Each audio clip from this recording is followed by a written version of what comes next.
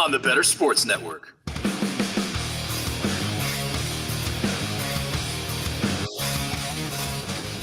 Howie Roseman keeps doing this. We're going to get to all that. It's Felix Sharpe, Matt Bruening. This is the Campus2Canton show, the pre-draft show, getting you ready for day 2 of the NFL draft. I am sick and tired of watching Howie Roseman just scoop up value. When is it going to be my turn as a Lions fan? We've gone through Matt Millen, Bob Quinn, and whomever else. I would trade for Howie Roseman right now.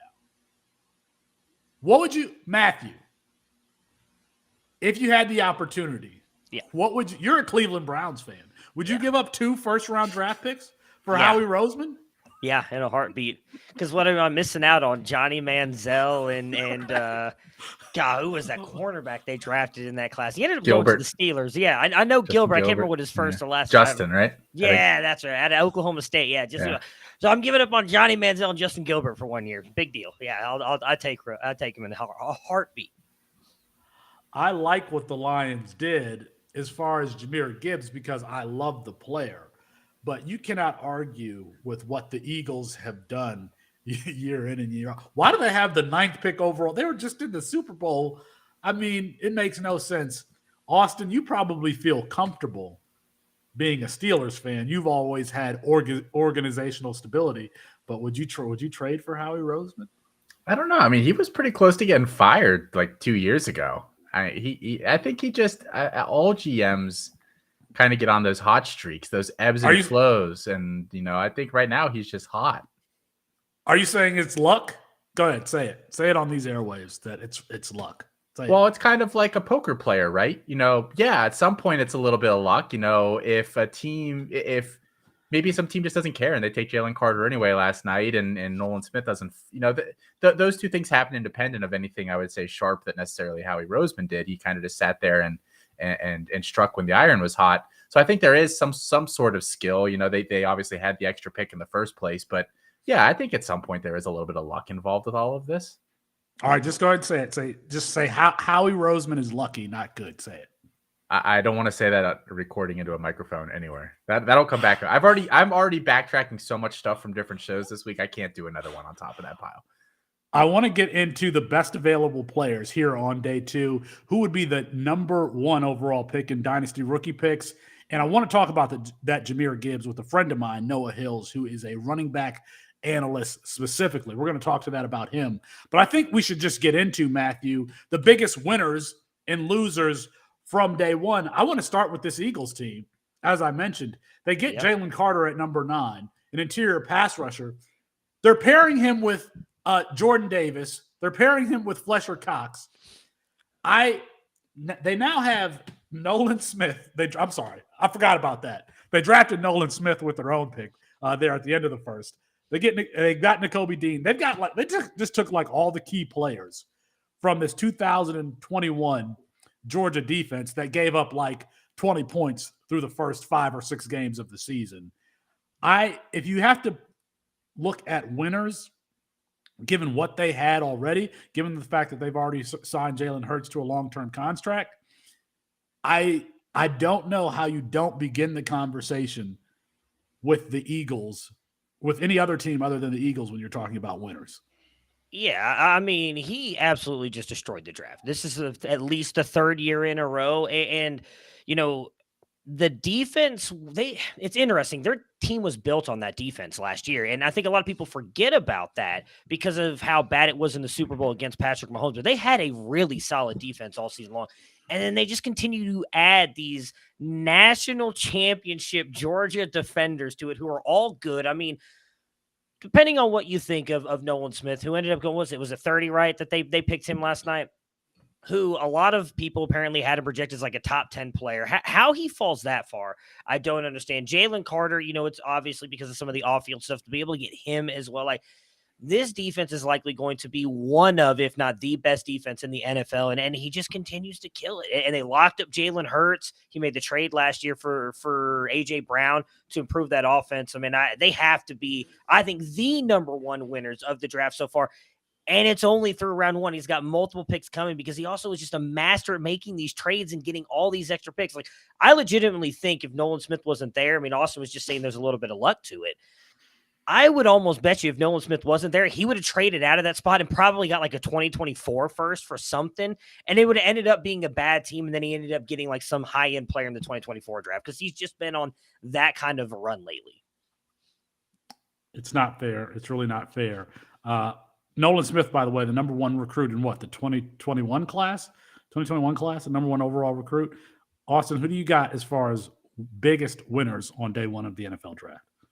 Yeah, I think it's hard to argue with Seattle as well. You know, well, time will tell if some of these hit. You know, I don't know. I think people are pretty split on Witherspoon, the Devin Witherspoon who they took with that first pick. You know, was he actually the best corner in the draft? I don't know, but Pete Carroll said that he loved how he conducted himself in interviews and just kind of the physicality that he plays with. Him and Tariq Woolen have a chance to be just an absolute fantastic shutdown corner duo there. And even though I've seen people kind of clamoring the front 7 needed a lot of work, if those guys are both as good as they think they're going to be, you don't necessarily need great players on the front 7 next season to make that work. You can commit some extra bodies maybe there if you trust some of those guys to keep things locked up on the backside. So I loved that pick. And then obviously Jackson Smith and Jigba later as well.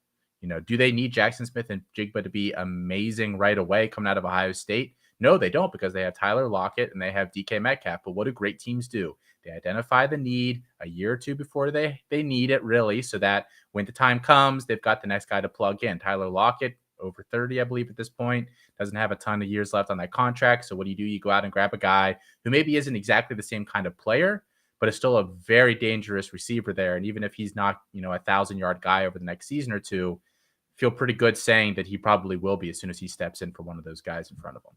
Well, the biggest question for Jackson Smith and Jigba was, can he play outside? Oh, he goes to Seattle. He's got DK Metcalf and Tyler Lockett on the outside. He can play the same position that he played Ohio State and stick to that slot while he develops the other portions of his game. So I thought that was a really good landing spot. I tell you who else is a winner. It's Lamar Jackson.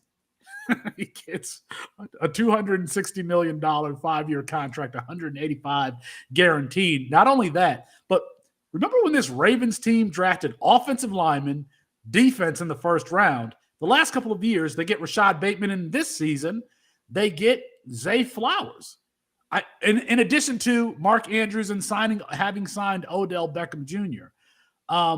I think for those who obviously didn't watch Boston College, Matthew, they don't know that Zay Jones is one of these quick twitch, make you look silly after the catch wide receivers. And he has been productive since he was a true freshman, has been the focal point of that passing game since he was a true freshman. And by the way, if you're playing in Campus2Canton leagues, you're welcome, because he was a value. Now he's a first-round NFL draft pick. Matthew, the Ravens are trying to build this team offensively, which is not something that they've done historically. Yeah, the Zay Flowers pick was interesting to me, and I wonder if they would have gone a different wide receiver had someone taken Flowers earlier. Like, I wonder if this was their plan all along, to take another wide receiver to pair with Lamar. I mean, you talk about what they've been doing. There are also reports that Antonio Brown's coming out of retirement to go play with the Ravens. I saw the picture of that. I know there were some notifications that went out. I mean, it's going to be a lot of fun to watch, because we've seen what Monken has been able to do, not just in the NFL with Tampa Bay. Cleveland, actually one of their best offensive years over the past 3 or 4 years, was a year that Todd Monken was there. It was also one of Baker Mayfield's best years. We also saw what he was able to do in Georgia. We know Mark Andrews is going to be a stud for them, but will he be able to get Lamar to throw the ball 600 times? And my question is, what does Zay Flowers do for them fantasy-wise? I love the pick for them from the NFL perspective. I don't know that he's going to be a big fantasy guy, but I mean, they're clearly building this team around Lamar for what feels like the first time since he's been there, because they've drafted nothing but tight ends in the first round. And as you mentioned, offensive, defensive players, they've never really gone out and got him this many pass catchers. All of a sudden, he's got an incredible room around him. He gets a new contract. Like, I think it's wheels up for Baltimore, which it kind of sucks as a Browns fan. I was really kind of hoping they were going to fumble the bag on this one and let Lamar go somewhere else and then try and roll with Tyler Huntley and draft somebody. But it's great for Lamar Jackson. Austin, you are a Steelers fan, and you're not afraid to express some skepticism. We haven't seen Lamar Jackson healthy in the last few years. Is he still a top 5-ish quarterback in your opinion? And or do you think of him differently given that he has all of these weapons surrounding him now? Yeah, it'll be interesting to see because they haven't done it. He's really relied on one or two guys over the course of his career, and they've really kind of taken the ball out of his hand in key moments. He's not favored particularly well against the Steelers in his career, so he's not a guy that's generally struck fear in my heart. But I do think overall, he's a top 5, 7, somewhere in that range quarterback, probably in the NFL because of obviously what he gives you with his legs. I will say, as a Steelers fan, when they made that Zay Flowers pick, man, I had the biggest smile on my face. I think the value is terrible there. I don't know what Zay Flowers really adds to this team that they don't already potentially have. And quite frankly, as a guy that I don't hate Zay Flowers by any stretch, but I definitely don't think he was a top 5 receiver in this class. I'm so grateful that this was the guy that the Ravens ended up choosing because I didn't want Zay Flowers anyway. So now I can avoid that bullet. I don't have to worry about that at all. I'll let some other sucker go get that one. Austin is hating. By the way, Tyler, we should have a sound that says that's cap because I don't think Antonio Brown is coming out of retirement to play for anybody. Let's get to losers here. And my first consideration was potentially the Houston Texans. They get CJ Stroud with their number 2 pick overall, but then they trade up to number 3, giving up number 12. They give up the number 33 pick overall. They give up a 2024 first and a 2024 third to come up and get Will Anderson. I think this is a great trade if Will Anderson is a Myles Garrett level pass rusher. If he is, somebody like that, he is a really good, solid player. But we have to consider, Austin, that 1, Houston's still going to suck next year. And 2, Myles Garrett, Will Anderson might not be like a Joey Bosa level pass rusher. Do you consider the Texans winners or losers from day one? Yeah, I didn't think it was because I initially thought that it was the Browns pick that they have next year. And that was kind of the rumor that was circulating online was that, oh, no, don't worry. It's the Browns pick. Now, obviously, I think most people think the Browns pick will probably be later than the Texans. And then when it came out that it actually was the Texans pick, that's when I started to get pretty concerned overall. You're thinking about a team that doesn't really have a lot of strong weapons for Stroud. So I'm not sure how well he performs this year. I like Will Anderson a lot. I really, really do. I think he's one of the first shows we did on here was, is Will Anderson a Heisman, guy? Like, is he the second best or the best player in that draft class overall? And I think just because his last year he didn't improve statistically, people have kind of forgotten the guy that he is. I do think he's a great player. I think it was a little rich for a guy that has never played in the NFL to give up 2 firsts, basically, the first pick essentially of what would normally be the second round, and then another 3rd round pick. That seems like a lot to me. But I think, as stupid of an answer as this sounds, I'm willing to withhold judgment because if Stroud ends up becoming a starting quarterback for them, he gets a second contract and is a pretty good player, and Will Anderson ends up being a 10+ sack guy, I think you're okay with those moves. I'm just not sure if they move the needle a ton in the long run with how the rest of that roster is. Yeah, I don't want to, sit on the side of the fence or I don't even know what I was going to say, but sit on the fence about the trade. We need to wait before we can make the judgment on that trade. D'Amico Ryans has always had that really great presence edge rusher, right? I mean, he's had the Bosas in who did he have in San Francisco? Why am I forgetting which Bosa? Is was it there? Joey? Is it Joey or Nick? No, Joey was in the Okay. Chargers. Nick Yeah. was with the San Francisco 49ers. I think he wanted that defensive player. It sounds like the front office wanted CJ Stroud. So I feel like they made some kind of deals like, hey, if we take CJ Stroud here, I want to trade up and get Will Anderson. That's the typical kind of trade you have to make when you're moving up from 6 to 3. You have to give up 2 first-round picks. Now, typically you see teams do that for a quarterback. But if Will Anderson ends up being their main defensive guy, a guy that will cause all kinds of havoc, and CJ Stroud's their franchise quarterback, this is a great trade.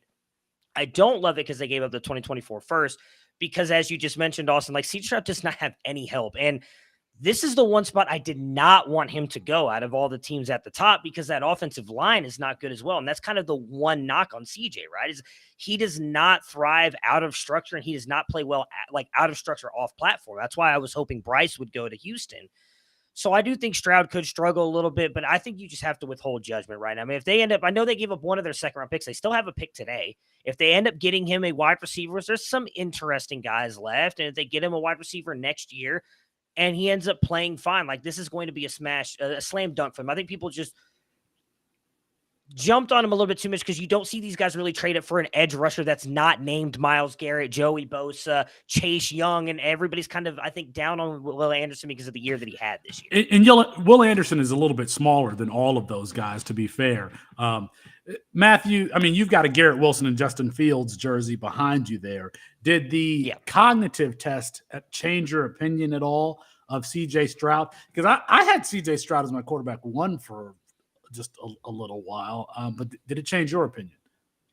No, I mean, so coming into the year, Bryce Young was my QB1. The test didn't change that. Now, actually, I hate admitting this live on air, but like, as we move through the season, despite what many may think, I've actually been Anthony Richardson's biggest supporter out of everybody over at Campus2Canton, as Colin Decker mentioned on our draft coverage last night. And Anthony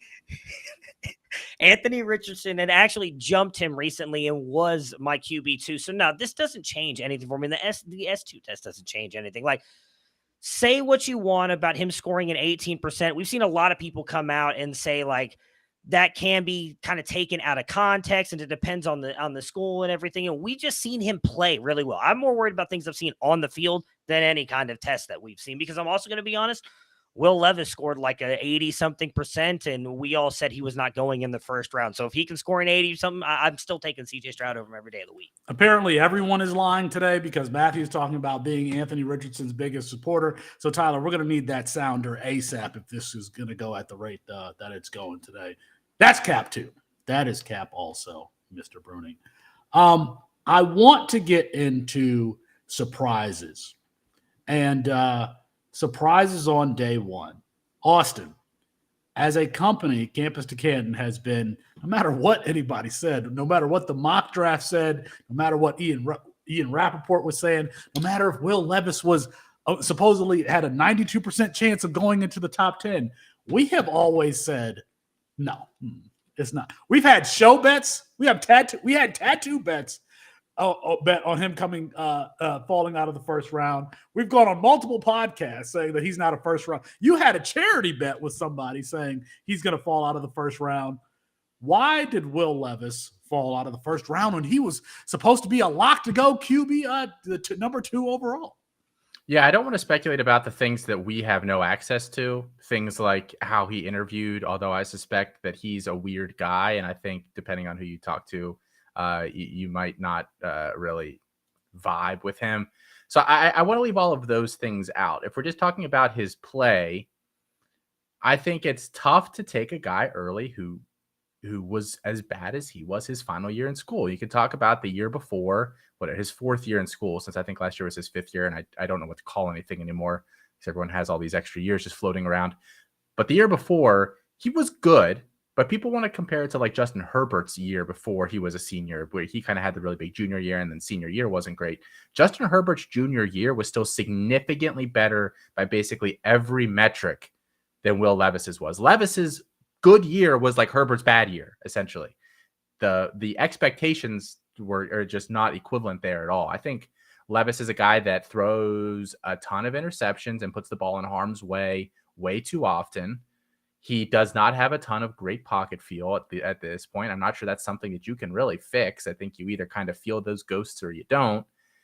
And, I just think overall he's got that big arm, and that's kind of what he's really leaning on right now. But, how many NFL quarterbacks have we seen have a big arm and try to lean on that? You need a lot more than a big arm. I'm still, I'm not rooting against him, although I have to say, obviously, for my reputation's sake, I can't say that I'm upset that he fell a little bit, but I'm still, not rooting against him. And there's still a chance that he could be fine. But I think the NFL realized what most people that watch college football regularly realized.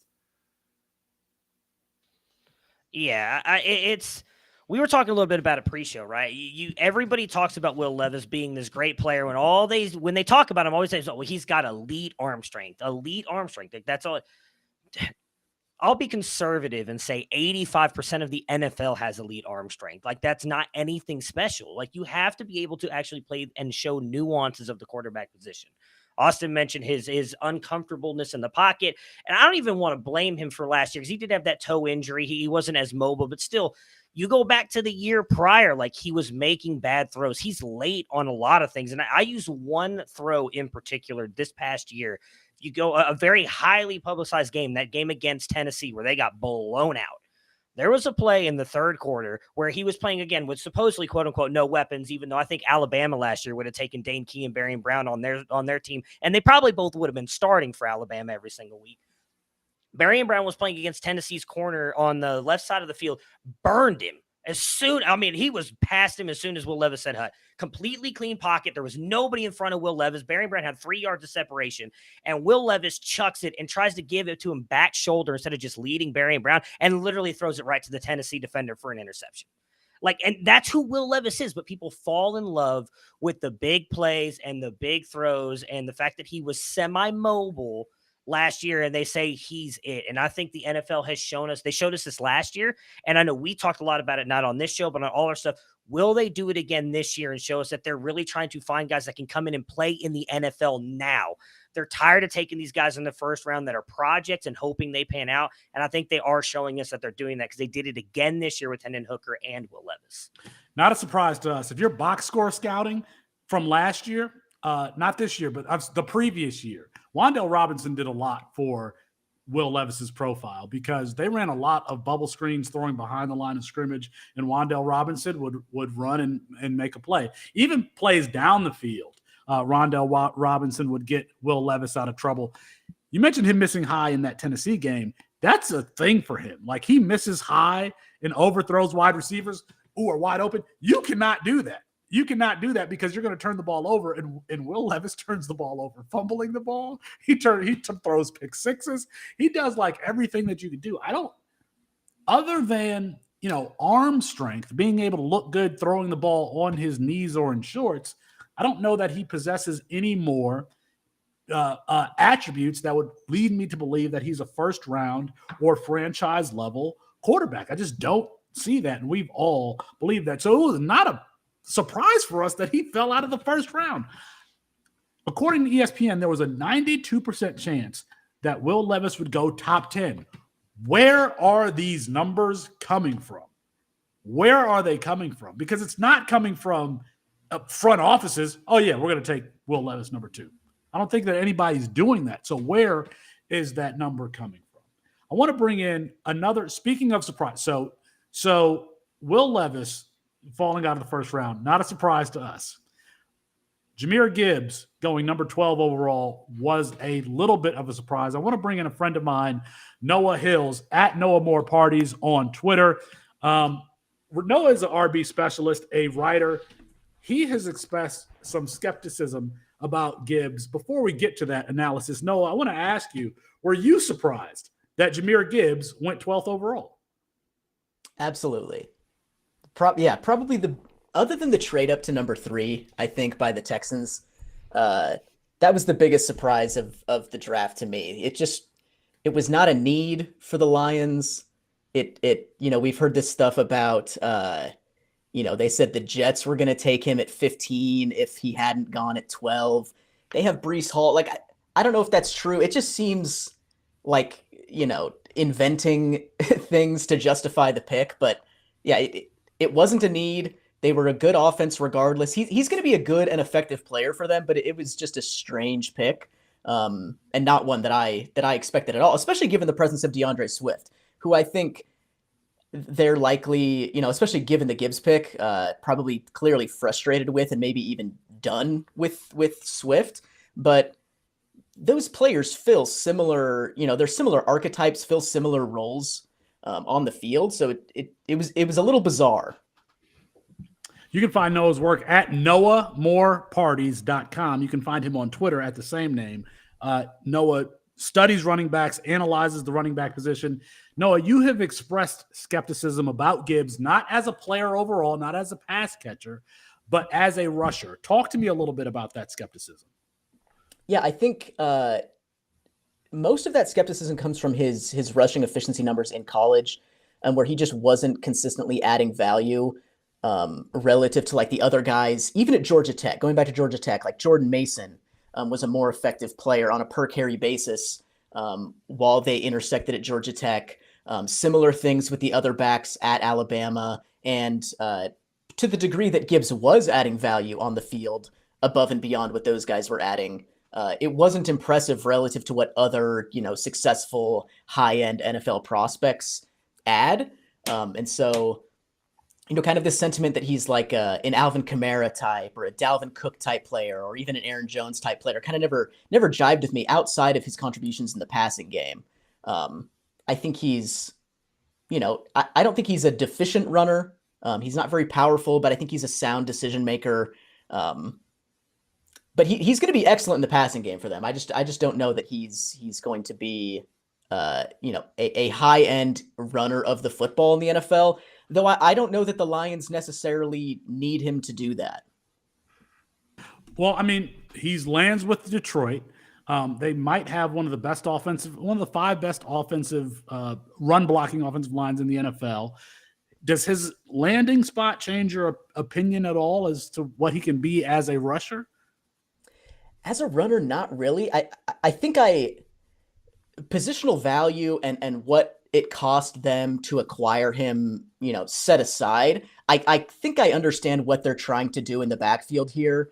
I think David Montgomery adds more value in the passing game than Jamal Williams did. I think Jahmyr Gibbs doesn't have the sort of, bailing on structure and bouncing everything to the outside kind of tendencies that DeAndre Swift has that have made him a frustrating player to, root for in fantasy or, to be part of, the Lions fandom. And so I think he's probably a little bit more reliable there. And so, pairing those two guys together will give them a little bit more, versatility, and will make them less predictable with their personnel in the backfield, I think. Where with Williams, it was, they're obviously just running the ball. And with Swift, they're obviously just throwing the ball. And I think Gibbs and Montgomery bring them, closer to some sort of equilibrium there. But as far as Gibbs's potential to be effective in the NFL as a ball carrier, I think the landing spot helps given that the offensive line is good.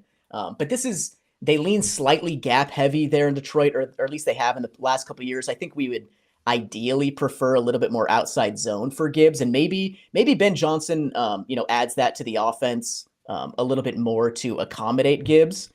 But as a pass catcher, I anticipate this being a great fit. He fits 1 for 1 in the role that Swift had, being able to run those like high value, advanced routes downfield. He's going to smash there with a quarterback who has a propensity to check down to Jared Goff, and an offensive coordinator who's shown the ability and a willingness to like scheme guys up in the passing game, like DeAndre Swift. Even though he was frustrating and kind of disappointing these last couple of years, Gibbs can step into that role and be better. I want you to know that I am personally offended because 1, you've defamed my Detroit Lions, and 2, you've defended one of my favorite players in Jahmyr Gibbs. So I'm personally offended and triggered. But Noah, you do study the running back position. Are there any particular players that you believe are fits for day 2 that you're looking for, running backs in general that you're looking forward to seeing being selected here on day 2? Yeah, I've got a couple guys. I think Tampa Bay took the most top 30 visits with running backs of any team in this class. So I would look out for them taking a running back. Maybe not today, maybe tomorrow, round 4, round 5. But I like Roschon Johnson there, maybe Zach Charbonnet, some guy, like they just need somebody there who can run the ball effectively. Like Leonard Fournette wasn't it. Rashad White is probably not it. Just get somebody in Tampa Bay who can run the ball and not screw things up behind the line of scrimmage. And then one that I've been really thinking about lately is Dallas and Zach Evans. Dallas picks at, I believe, 58 and at 90 today. They're, lean slightly zone heavy. I think that suits Evans well.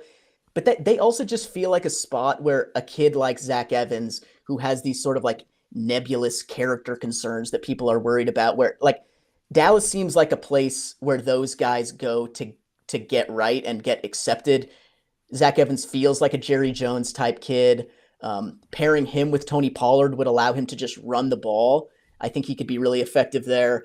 And then the Miami Dolphins, I would love Devon A-Chain to land with the Miami Dolphins. I think that's the ideal spot for him. Add him to the speed they already have there in that outside zone heavy scheme.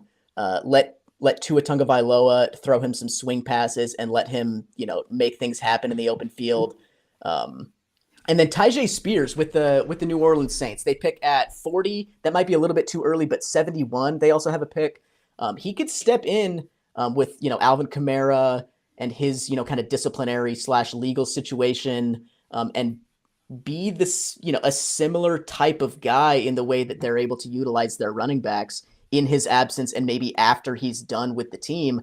I think Spears would be really interesting, especially with a check down quarterback. With Derek Carr there in New Orleans.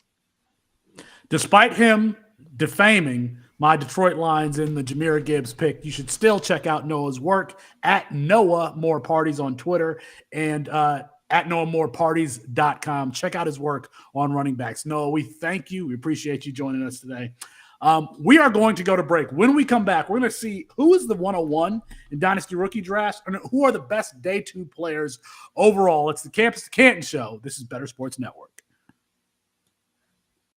NFL Draft is now officially open. Better Sports Network and Fantasy Alarm present the 2023 NFL Draft Bettercast, covering the fantasy football and sports betting angles of the NFL Draft. Are you ready? Let's get it started. Rookie scouting reports, NFL player comparisons, instant projections, draft props, and live betting. Live reports from Fantasy Alarm's Britt Flynn in Kansas City. Follow the NFL Draft and play our live Q&A contest for your chance to win fabulous prizes. With the first pick, This is the 2023 NFL Draft Bettercast on Fantasy Alarm and Better Sports Network.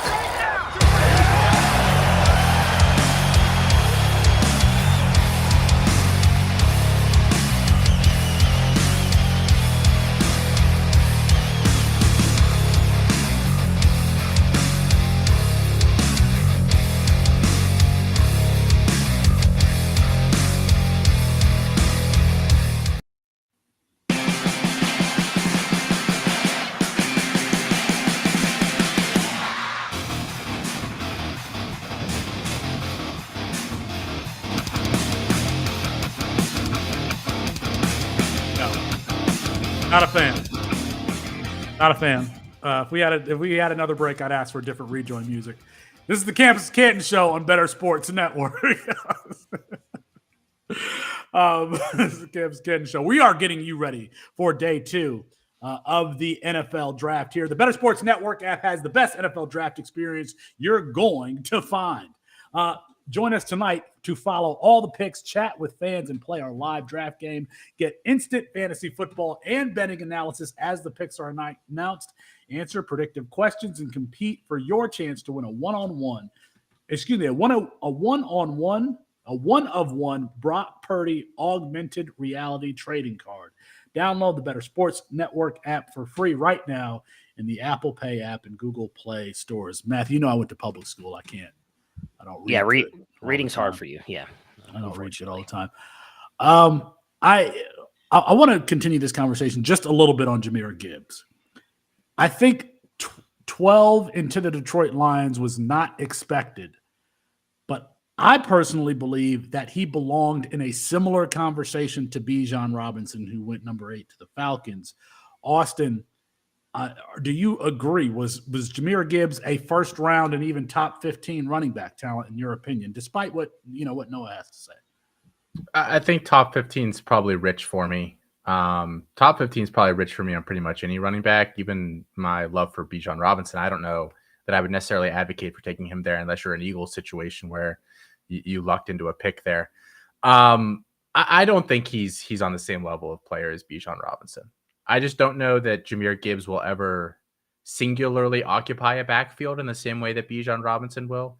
I think the days of 80% of touches are completely gone in the NFL, but do we even really think that Jahmyr Gibbs can ever be a 60% of touches in a backfield guy?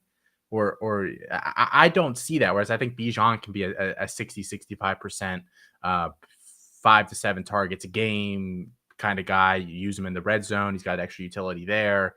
I think that Bijan just has a lot of, if we're talking fantasy, I think he's got a lot of things still that Jahmyr Gibbs really can't bring you, even though Gibbs is such an excellent receiver.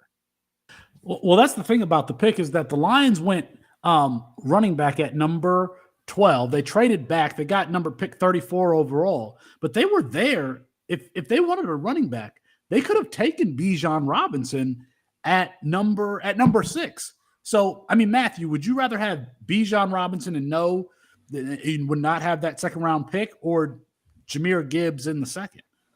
I mean, if I'm being honest, I'd rather take the side of the deal that they got, because you do get the extra second. And I imagine they're going to get a player today. But if I really would want Bijan over Jahmyr Gibbs, I think that Gibbs is actually going to be really good for Detroit. You wouldn't want Bijan over Jahmyr?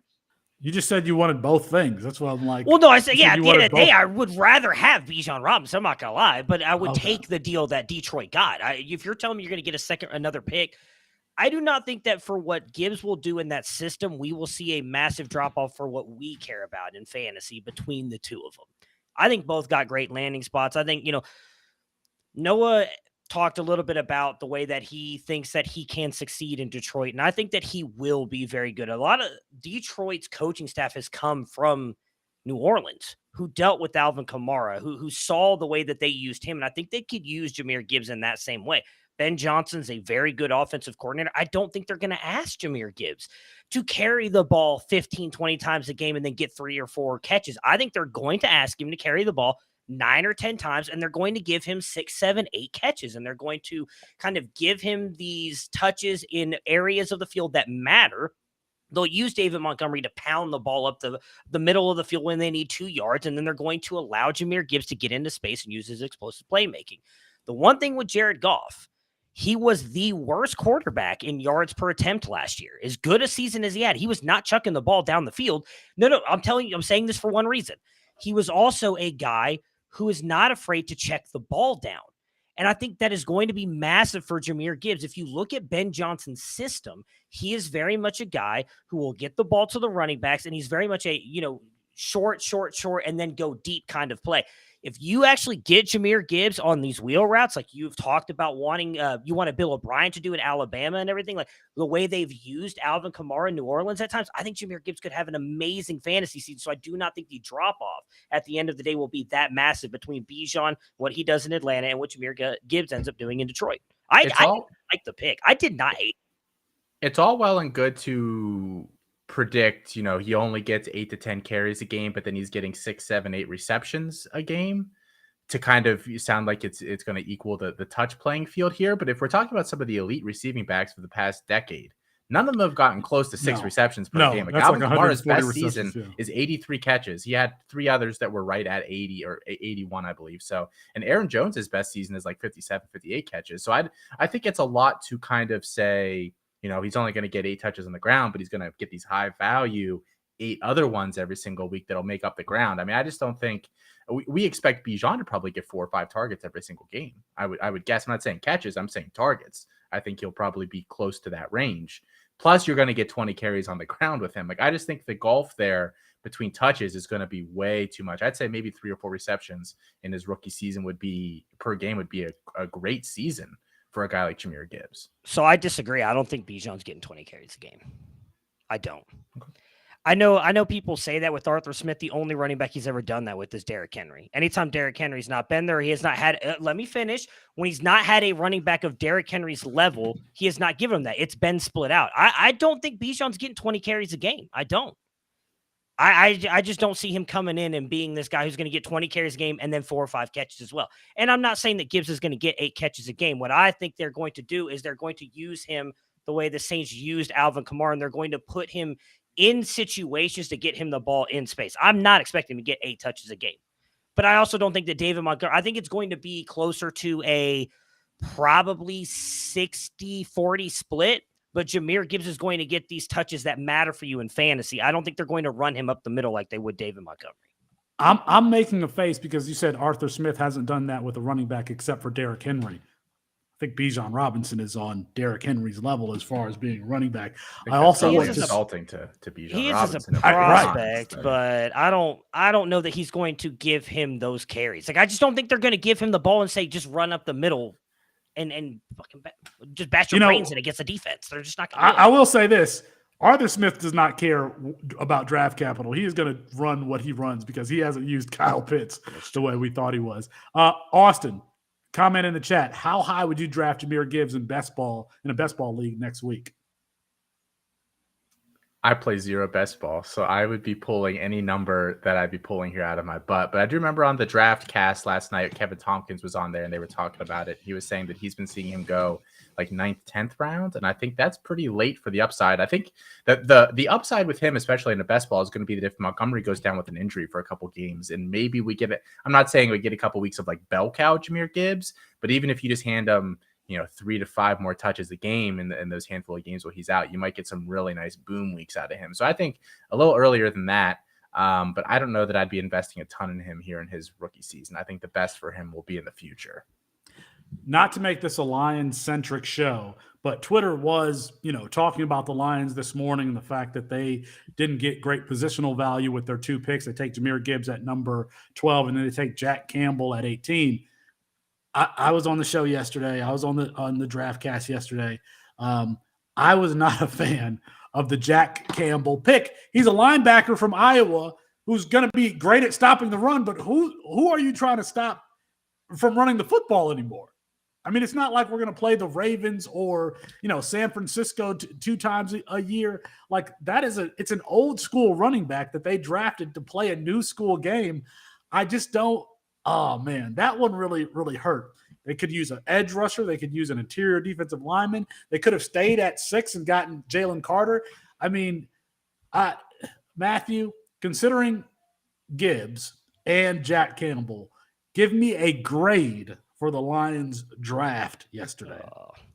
Well, I mean, I actually didn't mind the Gibbs pick, but so I'll just say a B because our NFL draft guy in Barnabas Lee, who I think is incredibly smart, loves Jack Campbell. I believe he has him as like his one, or I think he actually has him as his number 1 linebacker in the draft class. So I will be honest, I don't know that much about, like I watched Campbell play when Ohio State played Iowa. I was not going and watching a lot of Iowa games the past couple of years. So I don't really remember exactly how great he has been, but Barnabas loves this guy and that dude is smarter than anybody I know. So I would give him a B. I think it was a great day for Detroit. In fairness, I'm not asking you to analyze the player specifically, but Austin, it feels like what you get from Jack Campbell, if he's as good as he can be, that's like getting, a great center. Like how much does that change the dynamic of your team if you have a linebacker who's great at stopping the run? Yeah, I mean, I think it has to be. I'll give them like a C-. I think because there's still a chance that both players they took end up being really good players for them in the grand scheme of things for their position. But yeah, I mean, I think the positional value thing is kind of been beaten to death at this point. But he probably has to be a borderline Hall of Fame kind of guy for that pick to really have paid off, right? For some of the guys that they passed up at more valuable positions. And Gibbs, I don't know that I would necessarily expect that kind of ceiling out of him, but I think he has to stick around there and be a pretty major piece of their offense for the next couple of years to make that pick worth it as well. Yeah, Jack Campbell, a 5th-year senior. He had 125 tackles last season in his 5th year. And the year prior, I think he had like 145. So this is a guy, and that's in college where they're only 12 games. So that is a lot of tackles for a player only playing 12 games. But again, you're talking about a guy who's probably going to come out on 3rd down, and they're going to bring in another corner to guard the tight end. He's not that bad in zone coverage. He's not that bad. He played pretty well in coverage against Ohio State, and I can remember specifically watching that game because Iowa hung around at the very beginning. But I think if you're expecting him to match up with the tight end in any sort of capacity and sort of any sort of man-to-man scenario, I think you're asking for trouble. And that's where the value is completely off. Like you're talking about a guy like Luke Kuechly. You could do that kind of stuff with him. You could have him play zone, and you could have him drop basically to where the safeties are playing and kind of cover, even if he's not necessarily manned up on the tight end, he kind of could cover those kind of routes. I don't think that Campbell quite has that level of athletic ability where you can ask him to do some of those same things. So he is still limited even though I think he's okay in zone and he's not like a liability there. Which is not great because they've got two really good tight ends possibly in TJ Hawkinson and Cole Kmet in that division. I don't think you lost me Bay's a really Kmet. got one. He's He going to be stinks. more athletic than Jack Campbell.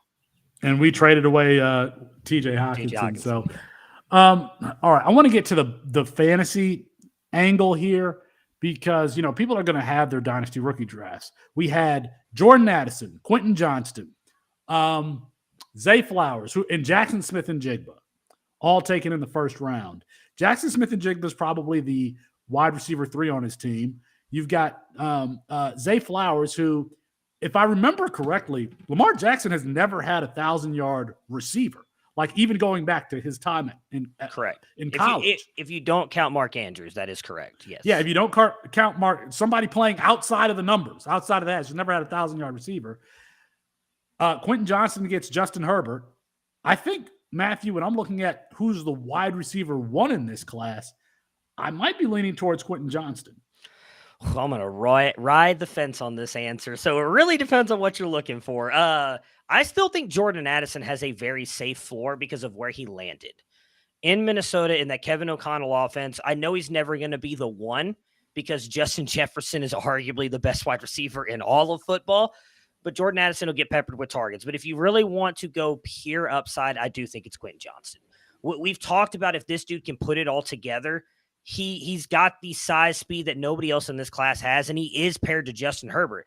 Mike Williams just unfortunately hasn't been it due to the injuries. He had that back injury coming into the NFL and really has just struggled. And Keenan Allen can be cut next year. I think it's for like $2 million, and I would not be surprised if they let him go. So you're talking about a wide receiver who could put it all together paired with one of the best quarterbacks in the NFL. I do think that if you want to make the argument for Quentin Johnston at 1, that's fine. I'm still taking so you're going to come on the radio and sit on the fence game. Do you want me to tell you who my wide receiver 1 is? I want you to be bold. That. You asked me. I want you to be bold. It's still JSN. The landing spot was none of them got any kind of discernitive draft capital. They literally went back to back to back to back. I'll tell you it's not Zay Flowers, and it's still a JSN. He was my number 1 coming in. I still think he's got more talent. Tyler Lockett will be gone, I think, from Seattle next year. The contract just doesn't make any sense. He's getting older. You're right. We haven't seen him play outside, but I think he can go outside and play that Tyler Lockett role. We've seen how phenomenal that has been for Seattle. And if not, he's in the slot, and I think he'll get better matchups because of DK Metcalf and Tyler Lockett on the outside. I'm a little worried about the bet that some of us made that he'll get 2,000 yards in his first 2 seasons here because being the third option in Seattle is not great. He's a phenomenal player, and I think he's going to smash in Seattle. They wanted him. They took him. He's still my wide receiver 1. See, we're in the soundbite. I got a soundbite from you. It is not Zay Flowers. You didn't ask. That's all I wanted. You didn't ask who my wide receiver 1 is. You asked, is it Quentin Johnston? So I just didn't think that you were going to come and him and Han. Well, it's whoever. Come on, you counselor. Want it to be. You know the question is the real driver here. Come on.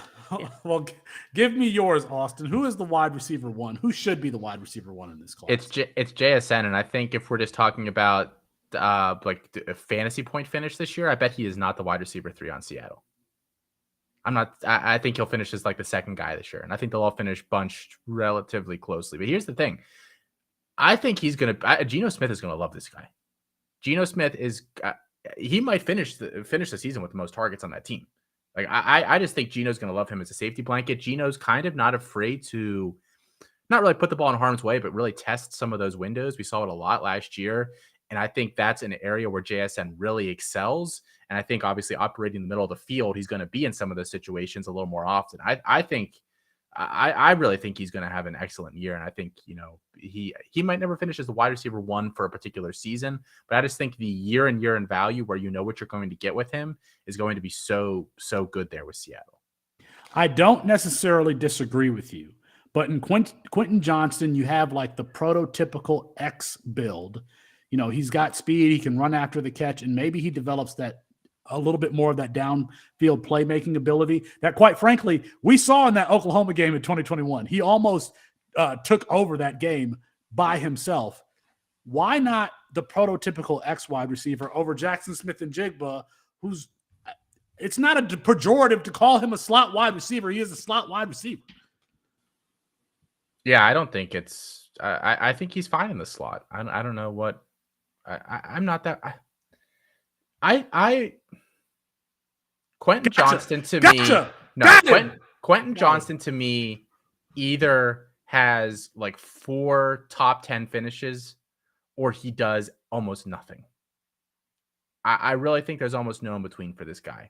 I'm actually really curious because I think that him and Mike Williams are not that dissimilar. I know that Quentin Johnston can do some more things around the line of scrimmage. I'm not necessarily sure they're going to use him that way, especially if they still have Austin Eckler there, and I think there's almost a 0% chance that they will.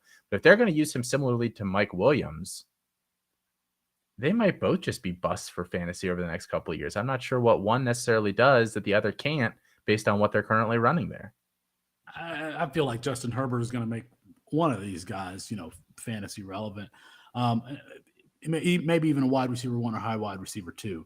We talked about the wide receiver class. It was considered to be a weak wide receiver class, and then we get 4 taken in the first round. I don't know if it's the 4 that we would have considered 3 years ago, but regardless, we got 4.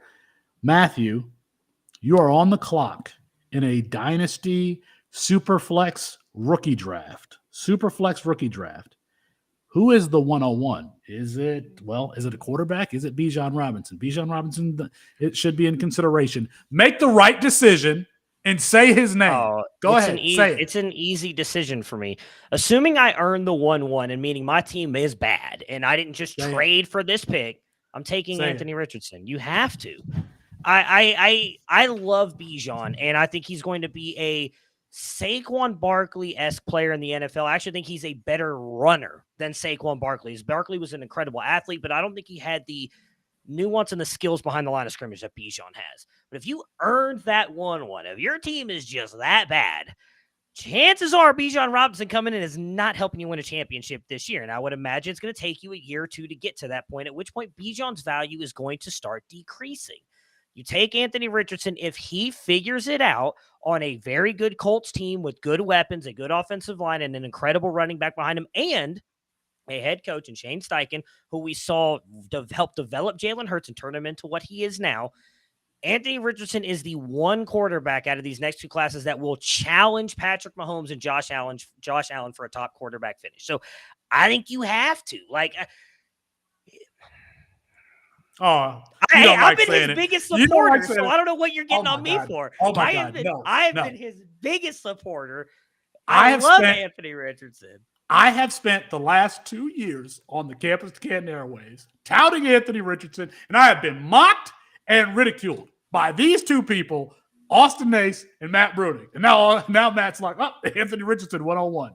Austin, are we going to be unanimous here that Anthony Richardson should be the one in Dynasty Superflex rookie drafts, even though you teased me and made fun of me for the better part of 2 years? Austin, don't be the hero I can't be. Don't do it. I don't do the grumpy bit a lot on this show. But Matt's take there is the kind of take that makes me extremely grumpy. Because if you have the 101 and your team is truly that bad and you don't have any extra draft capital, like you just bottom the crap out of your team, then the real answer is what you should do with the 101 is you should stop playing Dynasty Fantasy Football because you're an idiot. You should never end up with the 101 and have no additional draft capital. If it's true, then you don't know what you're doing. You take Bijan Robinson, he's the best player there. Quite frankly, you can find other guys to work around him. He is the best, most immediate impact. Running backs are potentially even worth more than beyond the top 2 or 3 quarterbacks in Dynasty. They're worth their weight in gold every single year. The true bell cow guys, because they're so rare. I think the roster or whatever dictates that if my team's so bad, if your team's that bad, then stop playing Dynasty. It's not for you. Go play best ball or something where there's a little bit of a different, setup going on. In Superflex, running backs do not hold that kind of value. They do not. Oh, they do. I had so much hope for you, Austin. I thought you were going to do didn't the want right to let thing. you down. But I had so much hope for you. Anthony Richardson, 102 then? Say it. Who else could you pick? Come on now. No comment. You just no comment? I'm going to plead the fifth. I'm going to invoke my constitutional right. I'm not going to self-incriminate myself. We are going to be here for the draft cast. Austin, any particular players that you are looking forward to being taken here in a few minutes when we get started on day 2? Yeah, if we're talking offensive skill guys that are going to matter for us for fantasy, I still think Michael Mayer and where he ends up is really, really intriguing. He probably is this is not really what you want out of a tight end prospect for fantasy, but probably has the best floor of any of the tight ends in this class. I think Kincaid, there's a chance that he's just nothing in the NFL, especially with that back injury. So Mayer is a guy I'm looking forward to. And then I just want to see where all these running backs land, because I think knowing some of the fantasy space, we're going to see some guy get drafted or get vaulted up draft boards that has no business being vaulted up draft boards based on some quote unquote premium landing spot here today. So I'm interested to see who that back is. Yeah, it's the same for me. Michael Mayers is the main guy. I do want to see where some of these wide receivers go. We didn't see Josh Downs go. I was really hoping Buffalo, when they traded up in the first, was coming to get him, not Dalton Kincaid. I thought that was a massive mistake on Buffalo's part. The running backs, and then some of the tight ends. I mean, this tight end class has a chance to be very good for us in fantasy. I want to see where some of those guys go. Do we get, 3 or 4 tight ends coming off the board here in round 2 and 3? Yeah, I don't think we can undersell how deep the draft class is. Michael Mayer wasn't selected. A lot of people thought that he would be taken on day 1. You've got Tucker Kraft, you got Luke Musgrave, you got Darnell Washington, who folks said was going to be a first-round draft. I remember Dane Brugler's first mock draft. He had 3 tight ends in the first round, and including Darnell Washington, who at one point we thought could move to left tackle. So the tight end class is really deep. I thought Joey Porter Jr., the 6'3", 190-pound, long-limbed, aggressive, physical press man corner, who probably doesn't move as fluidly as you'd want to for a corner, I thought nonetheless that his size would get him drafted in the first round. My Detroit Lions need some secondary help. I would really like to see them take Joey Porter Jr. I think that his name is going to get called here earlier. Cody Mock had a great Senior Bowl, road grader. Everyone likes him because, he went to North Dakota State, doesn't have any teeth. I would like to see him taken. And then, of course, there's Will Levis. Austin is Will Levis, his name is going to get called here early, don't you? I mean, right? So here's the thing, like we were talking about with the first round. I think if he doesn't go the first couple picks of the second round, you can expect another slide with him. Because I think the most likely scenario if he goes early is a team has moved up a couple picks to grab him. And if we don't see that happen, then that means teams aren't really clamoring for his services. When is Will Levis going to hear his name called, Matthew? I don't know. I think there's a shot Hendon Hooker goes ahead of him, and I don't love saying that, but I think it's possible. I think they both slide. I think you're looking at back end of the second round. I don't think either one goes here in the next 10 picks. Michael Mayer, Will Levis, the running back class, those are all things that we are going to be looking forward to as we get started here on day 2. Matthew, Austin, I'm disappointed in both of you. Matthew, you're lying about your support for Anthony Richardson. Austin, he should have been the number 1 overall pick. Stay tuned for the draft. Here we go.